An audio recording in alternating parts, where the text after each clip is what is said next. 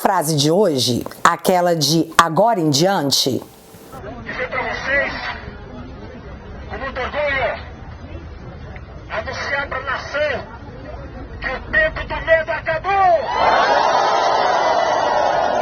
E aí, meus amigos, boa ou não? Muita coisa aconteceu desde o meu último vídeo, né? Mas olha, dentre tantas coisas que rolaram, pra eu não tava preparada? Pro dane-se da Janja? Mas no dia 9 de dezembro, o governo lança campanha por união entre brasileiros de diferentes visões políticas. Olha, depois das pesquisas que mostram o déspota que ocupa a presidência da República derretendo, agora eles querem união. Mas vamos ver o que dizia a deslumbrada da República no mesmo dia 9 de dezembro. Deixar de usar.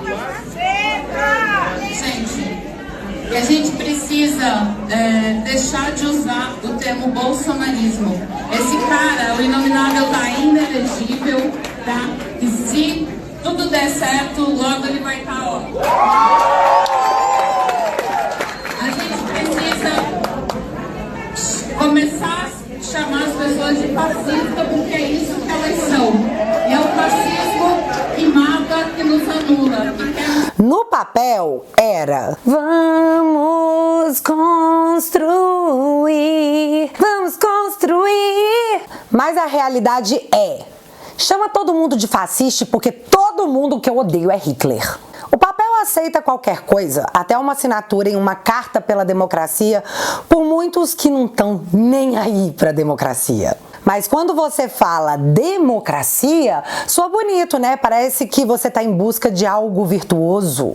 Papel aceita qualquer coisa. Papel aceita uma ordem de soltura de um membro da cúpula do PCC, o Chacal, que estava em presídio federal. Mas os donos do papel imperam sobre as vontades, como nessa situação aqui. Gilmar Mendes nega pedido para soltar coronel preso pelo 8 de janeiro. Militar foi levado ao hospital nessa segunda, dia 4, com risco de embolia pulmonar. Eu tô falando do Naime. Os que diziam que tudo valia em nome da democracia estão validando isso que eu acabei de ler para vocês. Alexandre de Moraes disse que vácuo gerado no combate à corrupção permitiu o surgimento de uma extrema-direita com sangue no zóio.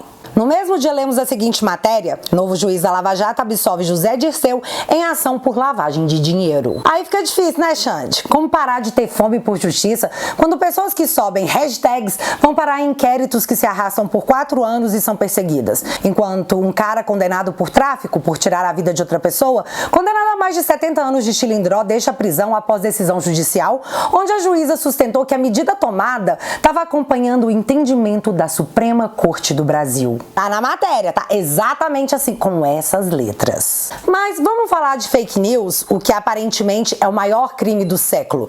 Nada é pior do que ter uma opinião diferente dos donos da caneta e expô-la. Expor é perigosíssimo. O crime já tem um nome inventado e jamais incluído na Constituição: desordem informacional. Bonito, bonito, soa bem, é tipo, tomaremos medidas excepcionais em nome da democracia. Pesquisadores ligados a movimentos de esquerda, e vale ressaltar, em período eleitoral, divulgaram uma pesquisa dizendo que 33 milhões de pessoas no Brasil passavam fome em 2022. A pesquisa entregou seus resultados para a mídia, que vem cá, não tem Juninha aqui, né, colega? Nós sabemos de qual lado tá a mídia, e negar isso, tentar dar um ar de imparcialidade, não é ridículo, é criminoso. Seja pelo menos honesto. Mas enfim, entregaram essa pesquisa para a mídia, que em período eleitoral a divulgou como verdade absoluta. De uma hora para outra, matérias com fotos de pessoas na fila dos ossos começaram a aparecer aos montes, do nada. A frase "Bolsonaro deixou 33 milhões de pessoas passarem fome" foi repetida à exaustão pelo déspota e a sua staff. O déspota dizia: "Eu acabei com a fome, Bolsonaro trouxe 33 milhões de famintos." Não adiantava discutir, não adiantava dizer que era mentira. Tínhamos uma pesquisa que dizia isso. Era ciência. Hoje, nós sabemos a realidade. A sutil... Pera, deixa eu respirar. Sutil. Sério que meteu essa? Sutil. A sutil fake news sobre a fome que ajudou a definir a eleição brasileira. Ou seja, foi só uma mentirinha, um trenzinho pequititinho, coisa boba, bomba que mudou os rumos das eleições no Brasil. Fomos vítimas de uma farsa científica de um centro de pesquisas que contou com o apoio da mídia para ampla repercussão e o apoio das Cortes Supremas, que nada fizeram. Crime mesmo era dizer que o Lula era amigo de ditadores. Isso de fato fez com que centenas de contas fossem bloqueadas, inquéritos abertos e até uma AIGE pedindo a inelegibilidade de todo mundo. E aqui, um dia eu vou trazer o conteúdo dessa AIGE impetrada pelo PT nas eleições, porque tem um dossiê de aproximadamente 45 pessoas de direita. Vocês merecem ver, eu vou analisar com o meu advogado para ver se isso é público ou não. E se puder ser divulgado, vai dar um vídeo mais que interessante. Mas vamos continuar. A mentirinha que mudou os rumos das eleições no Brasil. Logo podemos concluir que a eleição no Brasil foi pautada em uma farsa, onde a população foi enganada para ter o voto direcionado. Bicho, isso é muito crime. Tipo, muito. E essa farsa foi amplamente divulgada porque a verdade era que só em 2022 o Bolsonaro tirou mais de 10 milhões de pessoas da pobreza e mais de 6,5 milhões da extrema pobreza. Como você acha que teria sido o resultado final das eleições se o divulgado fosse: Bolsonaro tem os menores números para pobreza e extrema pobreza desde 2016? Cara, nós não saímos derrotados das eleições. Não foi um 7-1, filho. Longe disso. Foi 49,1% contra 50,9%. Quantos votos foram perdidos por essa sutil fake news? E eu tô contando isso pra vocês porque o déspota da República tá em período de crescente reprovação eleitoral. E a mídia já admite que em seu primeiro ano de mandato, o Lula já perdeu os eleitores que garantiram a sua vitória apertada em cima do Bolsonaro. Demorou um ano pra ficha cair, que foram todos enganados. As pesquisas indicam que Lula está caindo em todos os segmentos. E eis que, diante desse fato, porque aparentemente ele leu as pesquisas, ele resolve se manifestar dizendo que quem vota majoritariamente no PT são pessoas que ganham até 2 salários mínimos. Um metalúrgico de São Bernardo que ganha 8 mil reais já não quer mais votar na gente.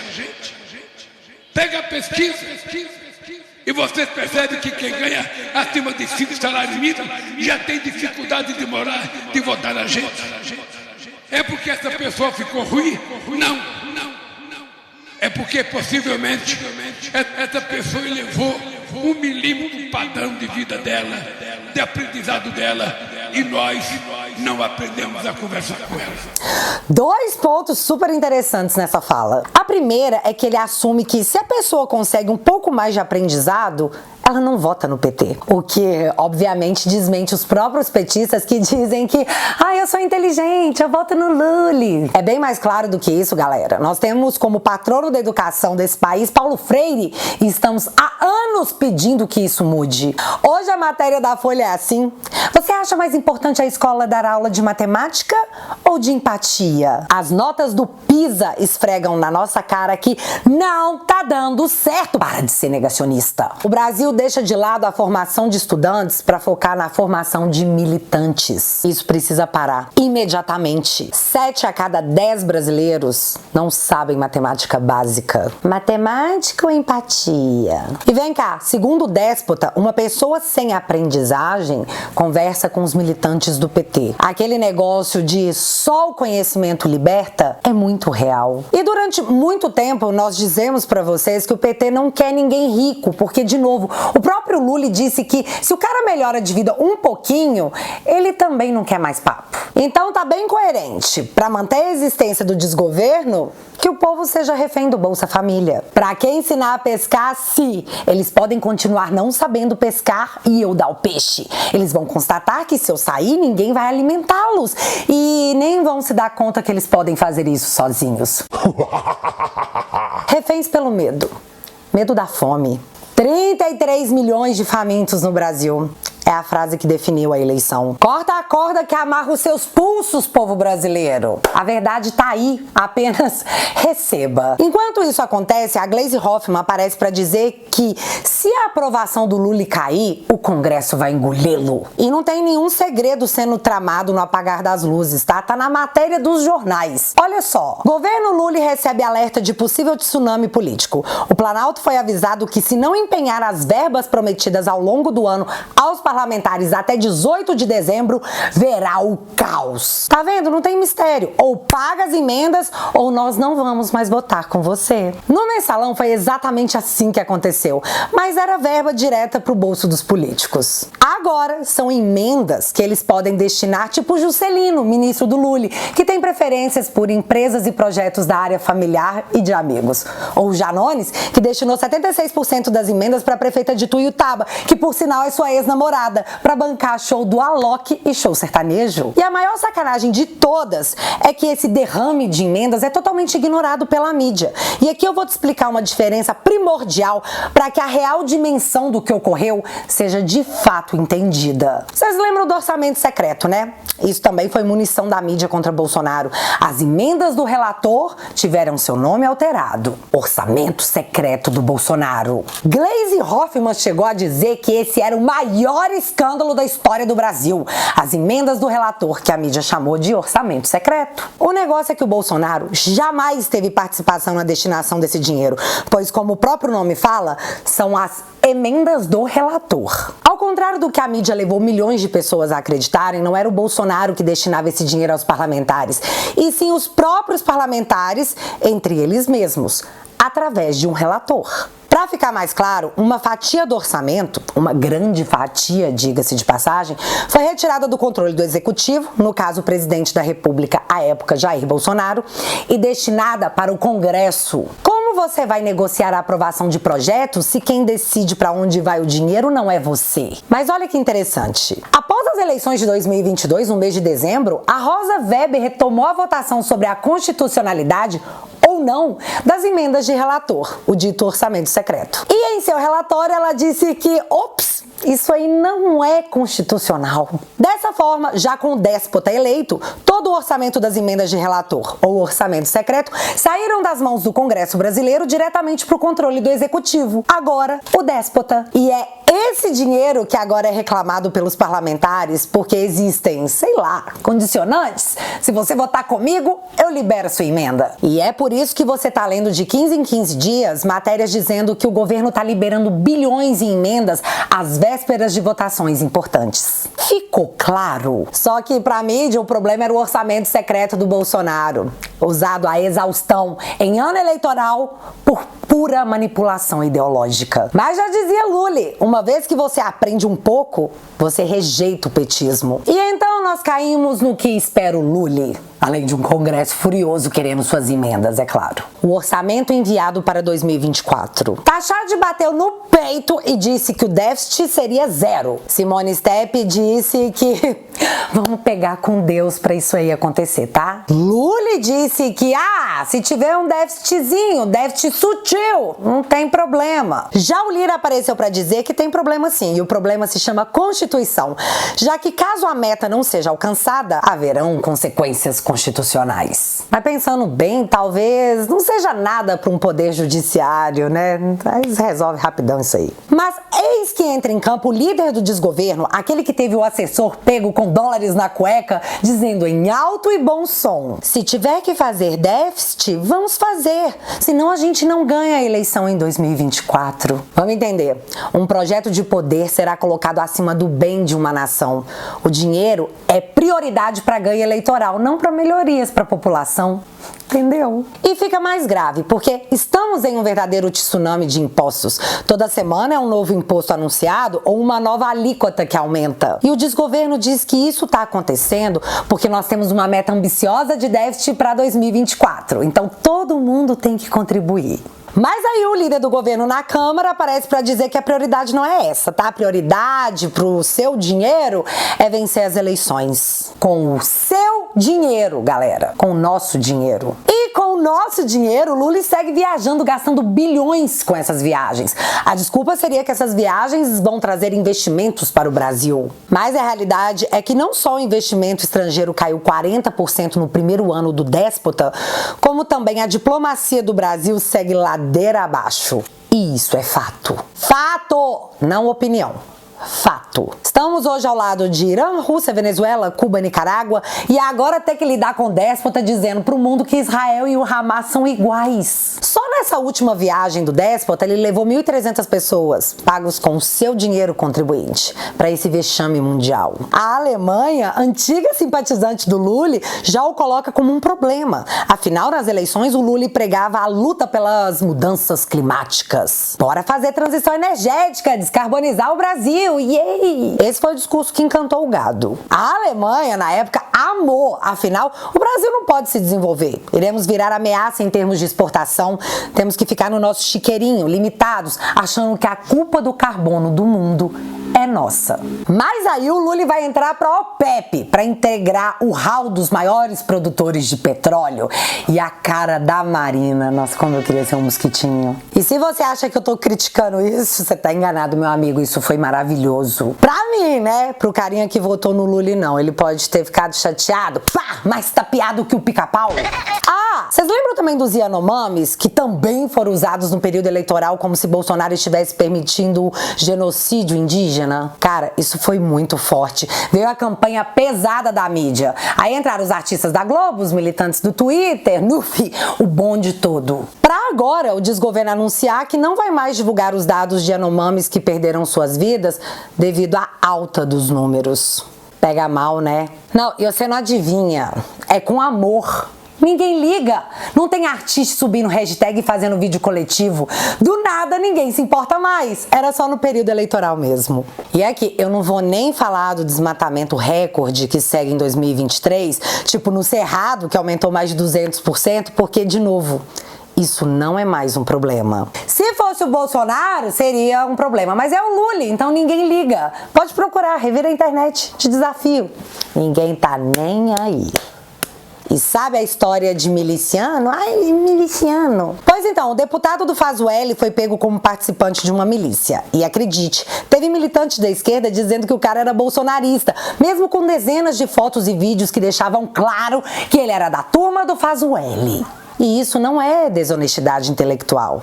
Isso é mais uma sutil fake news. E mais uma vez a justiça não liga. Não liga. Ainda voltando na questão internacional, o Lula disse que se o acordo entre União Europeia e Mercosul não der certo, paciência. Paciência. Fazer o quê? Vida que segue. Esse é o líder da nossa nação.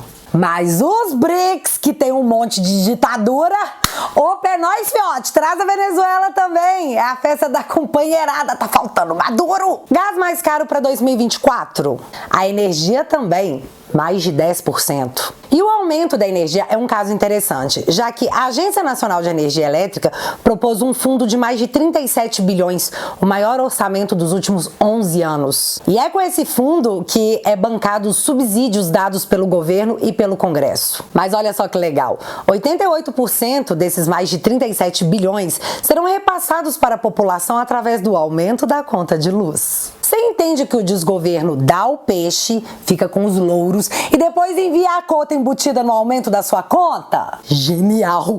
Todo mundo vai achar que é de graça, mas a real é que tá todo mundo pagando. A cesta de Natal tá quase 9% mais cara. O arroz também, mas o arroz a Miriam Leitão disse que era por conta das mudanças climáticas. Isso aí não é culpa do desgoverno, não. A maioria das pessoas disseram que vão gastar menos com presentes de Natal esse ano. Mas a jornalista da Globo falou que possivelmente é porque as pessoas gastaram seus dinheiros para quitar suas dívidas com o programa do governo, o Desenrola. Não.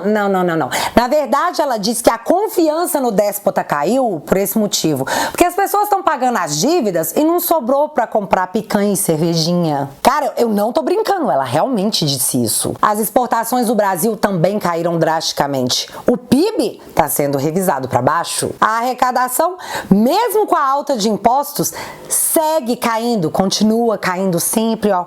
A indústria está estagnada e as demissões em massa já começaram. As varejistas também estão demitindo em massa, às vésperas do Natal. Só que aí aparecem os economistas do mundo já dizendo: forte crescimento da economia brasileira chegou ao fim. E isso aí você também pode ler que é o que foi plantado por Bolsonaro e Paulo Guedes, sabe?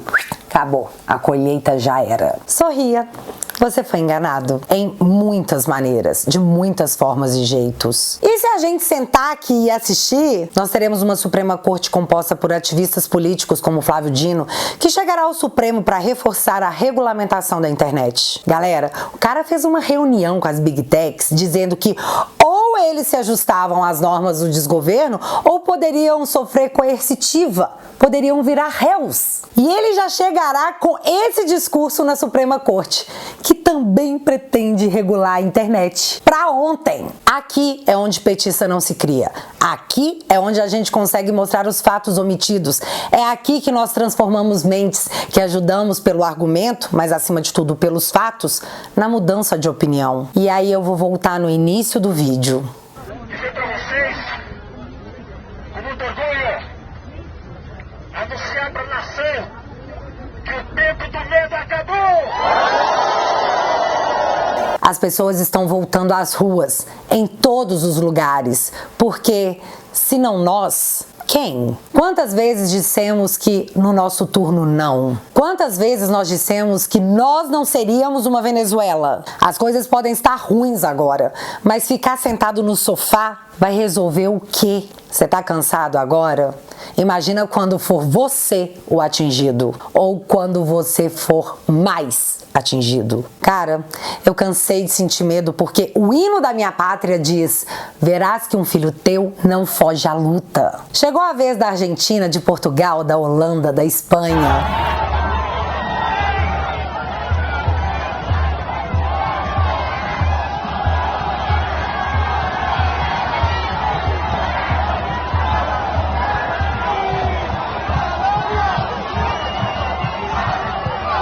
Nós vamos voltar.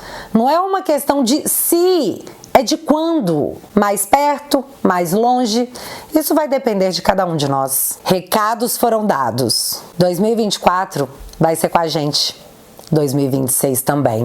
Não importa se tem 2, 3, 10, 50 ou 1 milhão de pessoas nas ruas. O que importa é que nós voltamos. A era do medo acabou. Eles achavam que estávamos enterrados, mas eles não sabiam que éramos sementes. Clichêzão? Talvez. Verdadeiro? Com certeza. Então, levanta a cabeça, princesa, senão a coroa cai. Nós temos um Brasil para reconquistar, para libertar e uma cultura para resgatar. Por falar nisso, se você quer um jornal para se atualizar dos fatos da semana, eu te recomendo o Te Atualizei News, o jornal da minha plataforma, onde você assina, ajuda a manter o conteúdo de qualidade e de quebra leva o certificado de garantia de que lá não vai ter um pinguinho de doutrinação marxista. Lá a gente é livre. E a gente até diz verdade sobre o comunismo. A história que você sabe talvez seja uma história parcial, que é bem o que fazem os comunistas. Contam somente uma parte da história. A outra, onde 45 milhões de pessoas morrem, deixa pra lá.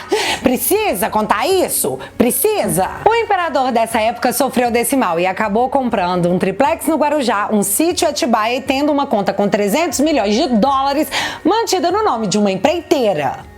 Droga, não foi isso, não nessa época, muito menos da história chinesa. Ai, acho que eu tomei muito café. Mal vai para a União Soviética pedir para que Stalin seja seu brother. Tipo, eu sou comunista, você é comunista, a gente tem muito em comum. Você não acha? O ego é algo muito comum em comunistas. Sempre foi assim. Todo domingo, faça chuva ou sol, com raiva ou com deboche, a gente se junta nessa terapia em grupo e põe pra fora o que nunca mais vai ficar preso na garganta. E como o Natal é mais importante do que o Black Friday, a promoção de 7 bonoros por mês continua. Teatualizei.app. Nos vemos lá. O link vai estar fixado aqui no primeiro comentário. E desde já, muito obrigada. E agora eu quero saber de vocês.